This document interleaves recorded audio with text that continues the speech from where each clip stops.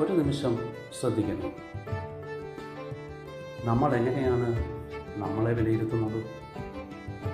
നമ്മളെന്നും നമ്മളെ മറ്റുള്ളവരുമായി താരതമ്യം ചെയ്യും.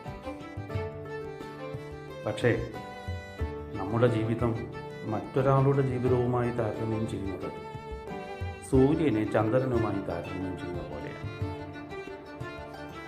രണ്ടുപേരും പ്രകാശിക്കുന്നത് അവരവരുടേതായ സമയത്താണ്. മറ്റൊരാളുടെ വിജയത്തിൻ്റെ വേഗത കണ്ട് നമ്മൾ പരാജയമാണെന്ന് സ്വയം വിധിക്കരുത്. എല്ലാവർക്കും ഒരേ സമയത്ത് പൂക്കാൻ കഴിയും. നമ്മുടേതായ ഒരു കാലം വരാനുണ്ട്. അന്ന് നമ്മൾ ആഗ്രഹിച്ചതിനേക്കാൾ ഭംഗിയായി നമ്മൾ വിരിയും. അതുവരെ ക്ഷമയോടെ കാത്തിരിക്കും.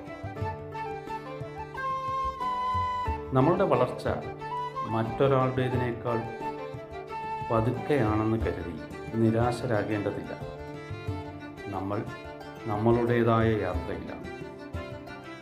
ഇന്നലത്തെ നമ്മളെക്കാൾ മികച്ചതാകാൻ മാത്രം ശ്രമിക്കുക.